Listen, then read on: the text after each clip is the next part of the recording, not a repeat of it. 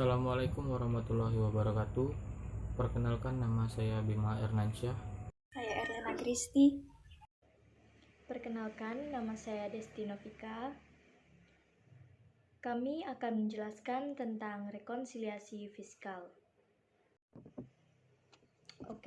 Saya akan menjelaskan tentang latar belakang rekonsiliasi fiskal. Rekonsiliasi fiskal dilakukan oleh wajib pajak karena terdapat perbedaan perhitungan, khususnya laba menurut akuntansi komersial dengan laba menurut perpajakan atau fiskal. Laporan keuangan komersial atau bisnis ditujukan untuk menilai kinerja ekonomi dan keadaan finansial sektor swasta, sedangkan laporan keuangan fiskal lebih ditujukan untuk menghitung pajak.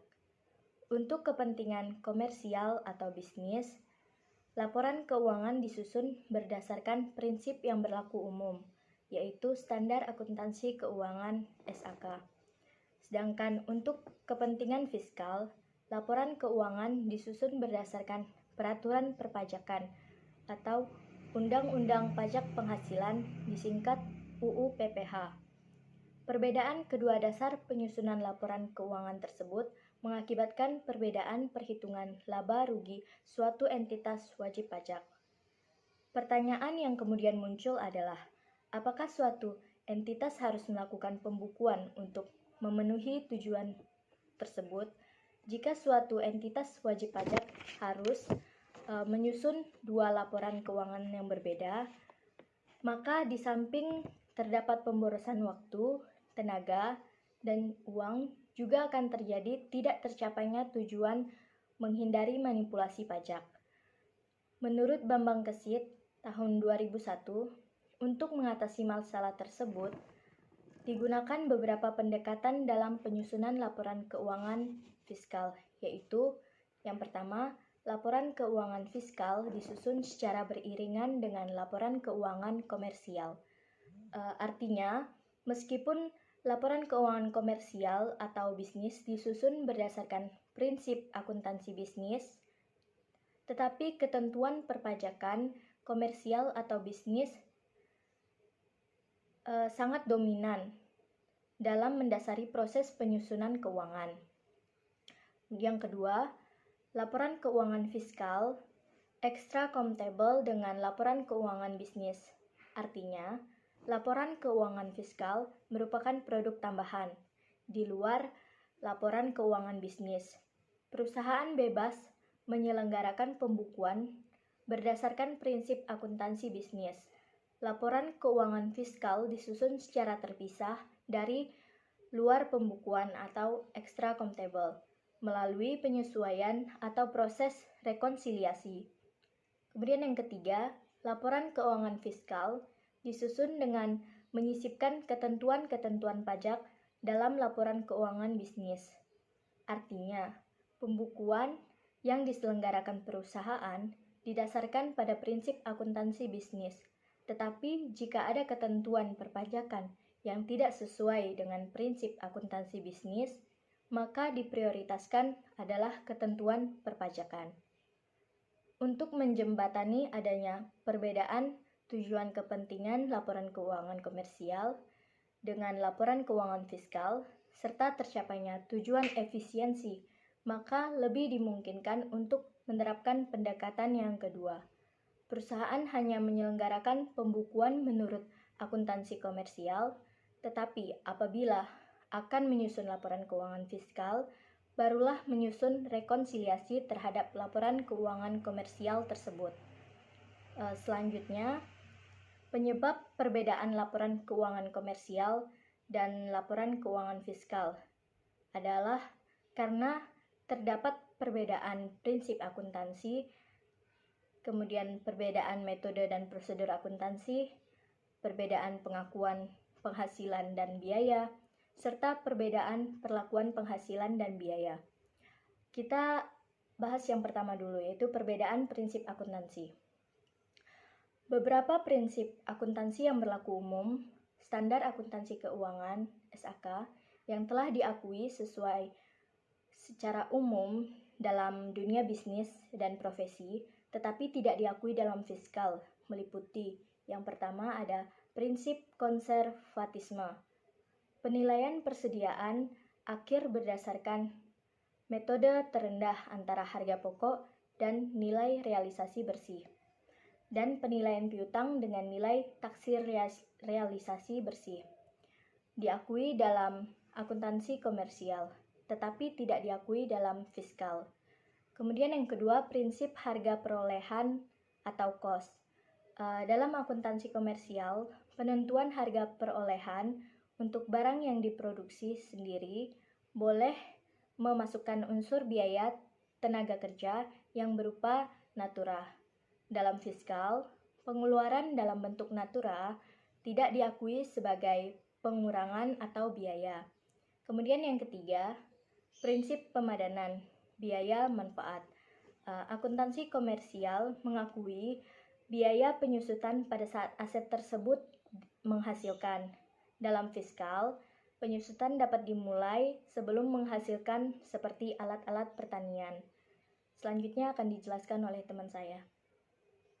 Oke, selanjutnya masuk ke perbedaan metode dan prosedur akuntansi. Ada 3 metode. Metode yang pertama adalah metode penilaian persediaan.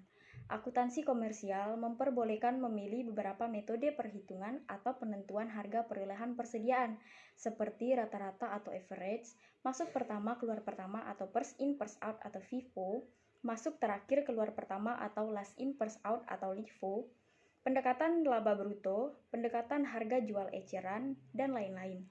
Dalam fiskal hanya memperbolehkan memilih 2 metode, yaitu rata-rata atau average atau masuk pertama keluar pertama atau FIFO. Dan selanjutnya ada metode penyusutan atau amortisasi. Akuntansi komersial memperbolehkan memilih metode penyusutan seperti metode garis lurus atau straight line method, metode jumlah angka tahun atau sum of the years digits method, metode saldo menurun atau declining balance method, atau saldo menurun ganda atau double declining balance method, metode jam jasa, ada metode jumlah unit diproduksi, ada metode berdasarkan jenis dan kelompok, ada metode anuitas, ada metode persediaan, dan lain-lain. Untuk semua jenis harta berwujud atau aset tetap, dalam fiskal, pemilihan metode penyusunan lebih terbatas, antara lain metode garis lurus atau straight line method dan saldo menurun atau declining balance method untuk kelompok harta berwujud jenis non-bangunan. Sedangkan untuk harta berwujud bangunan dibatasi pada metode garis lurus saja. Di samping metodenya, termasuk yang membedakan besarnya penyusutan untuk akuntansi komersial dan fiskal adalah bahwa dalam akuntansi komersial, manajemen dapat menafsirkan sendiri umur ekonomis atau masa manfaat suatu aset, sedangkan dalam fiskal, umur ekonomis atau manfaat diatur atau ditetapkan berdasarkan keputusan Menteri Keuangan. Demikian pula, akuntansi komersial memperbolehkan mengakui nilai residu, sedangkan fiskal tidak memperbolehkan perhitungan nilai residu dalam pembayaran menghitung penyusutan.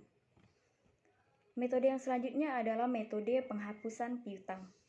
Dalam akuntansi komersial, penghapusan piutang ditentukan berdasarkan metode cadangan, sedangkan dalam metode fiskal, penghapusan piutang dilakukan pada saat piutang nyata-nyata tidak dapat ditagih dengan syarat tertentu yang diatur dalam peraturan perpajakan. Pembentukan cadangan dalam fiskal hanya diperbolehkan untuk industri tertentu, seperti usaha bank, sewa guna usaha dengan hak opsi, usaha asuransi, dan usaha pertambangan dengan jumlah yang dibatasi dengan peraturan perpajakan. Selanjutnya ada perbedaan perlakuan dan pengakuan penghasilan dan biaya. Yang pertama adalah penghasilan tertentu diakui dalam akuntansi komersial, tetapi bukan merupakan objek pajak penghasilan. Dalam rekonsiliasi fiskal, penghasilan tersebut harus dikeluarkan dari total penghasilan kena pajak atau PKP atau dikurangkan dari laba menurut akuntansi komersial. Ada beberapa contoh seperti penggantian atau imbalan yang diterima atau diperoleh dalam bentuk natura, ada penghasilan dividen yang diterima oleh perseroan terbatas, koperasi, BUMN, BUMD, sebagai wajib pajak dalam negeri dalam persyaratan tertentu. Kemudian ada bagian laba yang diterima oleh perusahaan modal ventura dari badan pasangan usaha.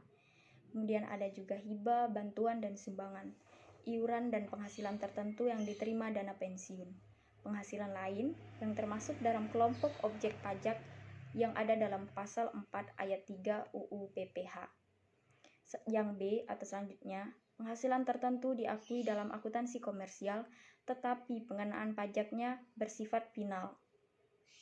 Dalam rekonsiliasi fiskal, penghasilan tersebut harus dikeluarkan dari total PKP atau dikurangkan dari laba menurut akuntansi komersial.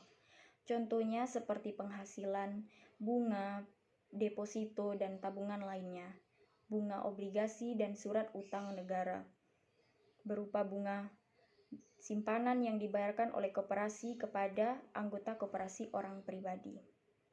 Kemudian ada penghasilan berupa hadiah undian, penghasilan dari transaksi saham dan sekuritas lainnya, transaksi derivatif yang diperdagangkan di bursa, dan transaksi penjualan saham atau pengalihan penyertaan modal pada perusahaan pasangannya yang diterima oleh perusahaan modal ventura. Kemudian ada penghasilan dari transaksi pengalihan harta berupa tanah atau bangunan, usaha jasa konstruksi, usaha real estate, dan persewaan tanah dan bangunan. Dan penghasilan tertentu lainnya, seperti penghasilan dari pengungkapan ketidakbenaran, penghentian penyidikan tindak pidana, dan lain-lain.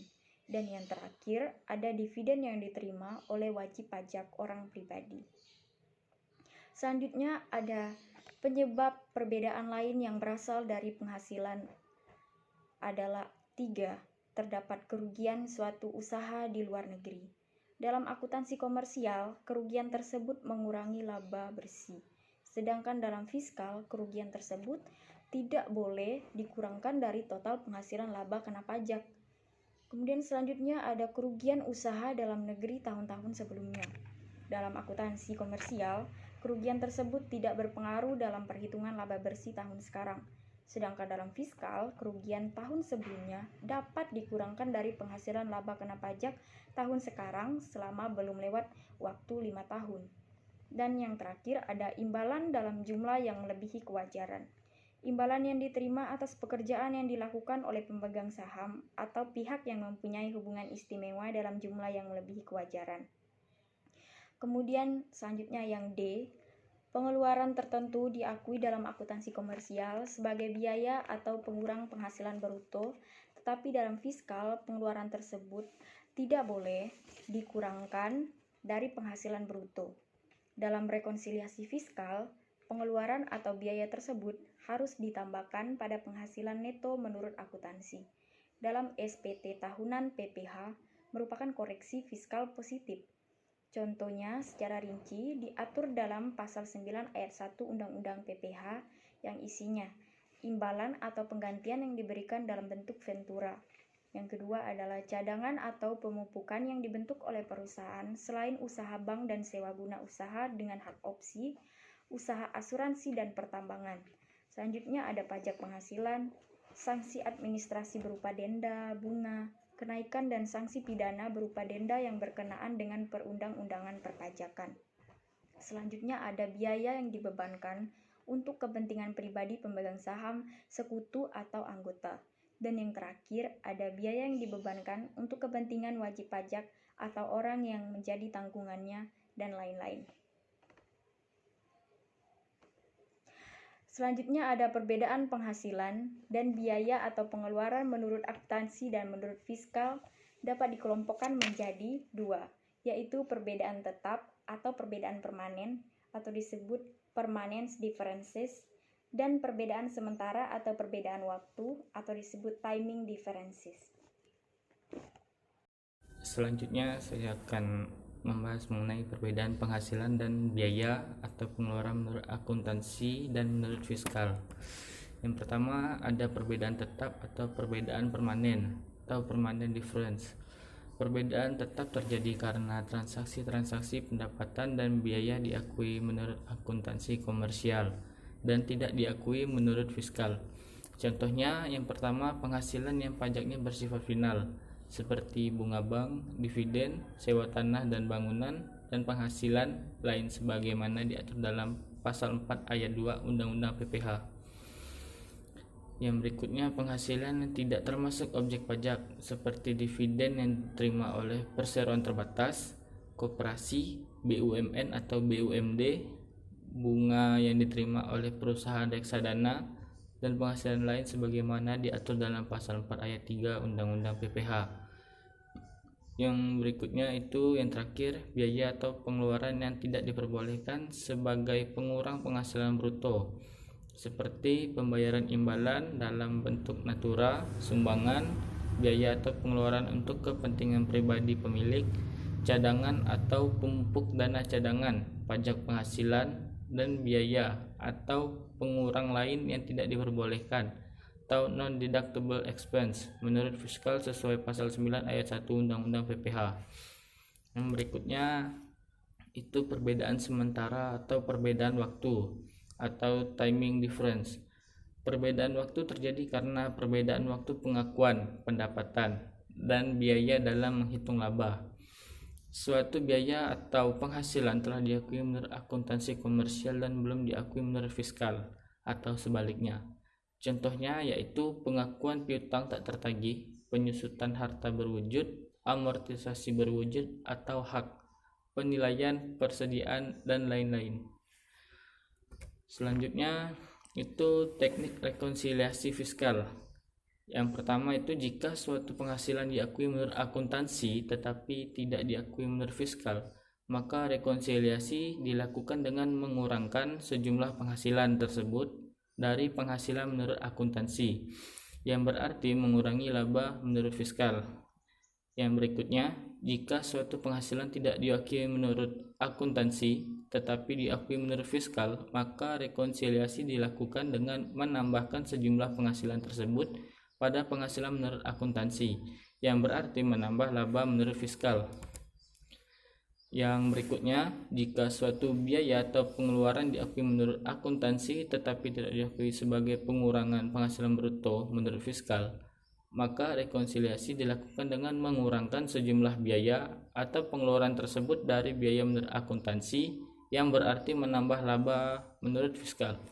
Dan yang terakhir, jika suatu biaya atau pengeluaran tidak diakui menurut akuntansi tetapi diakui sebagai pengurang penghasilan bruto menurut fiskal, maka rekonsiliasi dilakukan dengan menambahkan sejumlah biaya atau pengeluaran tersebut pada biaya menurut akuntansi, yang berarti mengurangi laba menurut fiskal. Nah, ini merupakan contoh kertas kerja rekonsiliasi fiskal dapat dibuat dengan formatnya seperti ini. Nah, bisa dilihat itu laba bersihnya itu bakal ditambahkan dengan koreksi fiskal positif, dan lalu dikurang dengan koreksi fiskal negatif yang akan menjadi laba penghasilan kena pajak menurut fiskal. Itu laba yang pertama tadi. Sebagai yang pertama itu yang ditambahkan dengan koreksi fiskal positif, itu merupakan laba bersih menurut akuntansi komersial. Jadi setelah ditambahkan dengan koreksi fiskal positif dan dikurang koreksi fiskal negatif, akan menjadi laba penghasilan kena pajak menurut fiskal. Nah, perbedaan dimaksud sebagai koreksi fiskal apabila pendapatan menurut fiskal lebih besar daripada menurut akuntansi atau suatu penghasilan diakui menurut fiskal tetapi tidak diakui menurut akuntansi. Biaya atau pengeluaran menurut fiskal lebih kecil daripada menurut akuntansi, atau suatu biaya atau pengeluaran tidak diakui menurut fiskal tetapi diakui menurut akuntansi. Perbedaan dimasukkan sebagai koreksi fiskal negatif apabila pendapatan menurut fiskal lebih kecil daripada menurut akuntansi, suatu penghasilan tidak diakui menurut fiskal atau bukan objek pajak besar tetapi menurut akuntansi. Yang berikutnya, biaya atau pengeluaran menurut fiskal lebih besar daripada menurut akuntansi atau suatu biaya atau pengeluaran diakui menurut fiskal tetapi tidak diakui menurut akuntansi. Yang berikutnya adalah suatu pendapatan telah dikenakan pajak penghasilan bersifat final. Ini merupakan format yang keduanya dari kertas kerja rekonsiliasi fiskal. Untuk yang tabel pertama itu keterangan untuk akunnya apa saja, dan yang kolom kedua menurut akuntansi itu yang termasuk ke dalam menurut akuntansi yang dicatat dalam tabel kedua itu catat menurut akuntansi. Kemudian koreksi fiskal itu menyesuaikan dengan apakah dia masuk ke kolom positif atau negatif. Lalu nanti menurut fiskal itu merupakan akumulasinya nanti, jadi setelah dijumlahkan atau dikurangkan dengan yang koreksi fiskalnya. Rekonsiliasi fiskal dilakukan oleh wajib pajak badan dan wajib pajak orang pribadi yang wajib menyelenggarakan pembukuan akuntansi komersial. Rekonsiliasi fiskal dilakukan untuk mempermudah pengisian surat pemberitahuan atau SPT tahunan, PPh, dan laporan keuangan fiskal sebagai lampiran SPT tahunan H. Nah, untuk referensi yang kami gunakan yaitu buku Perpajakan Teori dan Kasus edisi 11 buku 1. Itu bukunya Siti Resmi. Demikian pembahasan dari kami mengenai rekonsiliasi fiskal. Jika ada salah kata, mohon maaf. Kurang dan lebihnya saya ucapkan terima kasih. Saya akhiri. Wassalamualaikum warahmatullahi wabarakatuh.